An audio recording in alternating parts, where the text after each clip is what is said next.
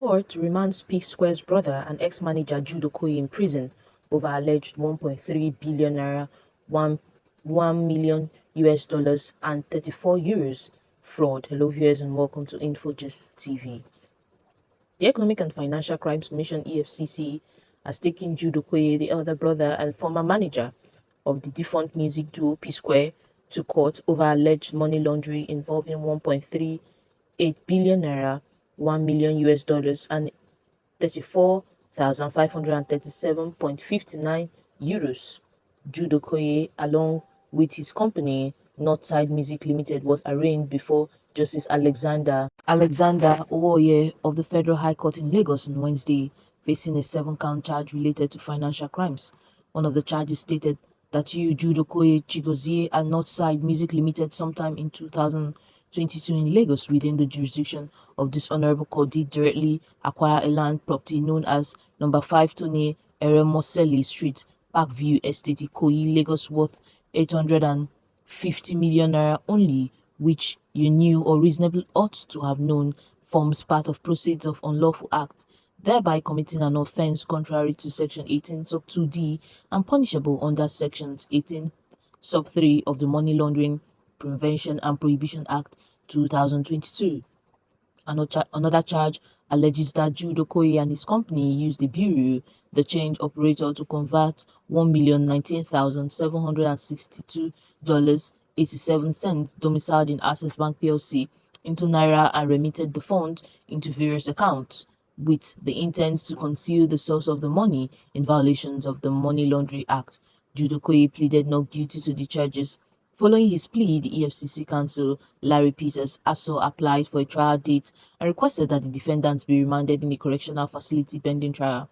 However, defense counsel Enibehi Efyong informed the court of a pending bail application and urged the court to keep Okoye in EFCC custody until the application is heard. The prosecution opposed the request, citing congestion in EFCC facilities and urging the court to remand him to a correctional center instead. Justice Okoye subsequently adjourned the case to February 28 for a bail hearing and fixed April 14 for trial commencement. The judge also ordered that Jude Okoye be remanded at the Ikoyi Correctional Facility pending the determination of his bail. Still on corruption and coach charges, a former acting accountant general of the Federation, Anamewe Nwabuoku, on Wednesday urged the Federal High Court in Abuja to grant him time to negotiate an out-of-court settlement with the Economic and Financial Crimes Commission over an alleged 1.96 billion naira fraud.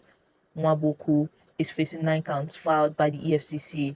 He was initially charged alongside Felix Nweke, director in the Federal Civil Service, but the anti-graft agency amended the charges, dropping Nweke as a co-defendant after he agreed to testify against Nwabuoku. The amended charge mark FHC ABJ CRO 24024 accuses Nwabuoku of violating Sections 18 of the Money Laundering Prohibition Act 2011 as amended by Act 1 of 2012, which carries a penalty under Sections 15 sub 3 of the same act.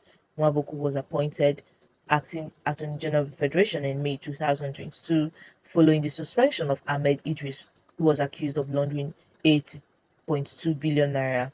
However, allegations of prior financial misconduct led to Nwabuoku's removal in July 2022, just weeks after his appointment.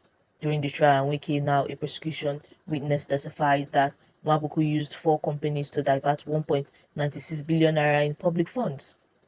He further alleged that the stolen money was funneled through bank accounts operated by a proxy, Gideon Joseph.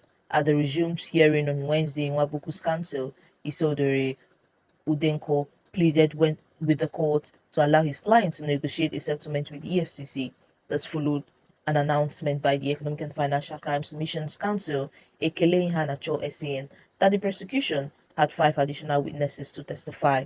Udenko explained that Nwabuoku had previously attempted to settle with the EFCC, but negotiations fell through. He also disclosed that a senior advocate of Nigeria had engaged to facilitate the new settlement talks.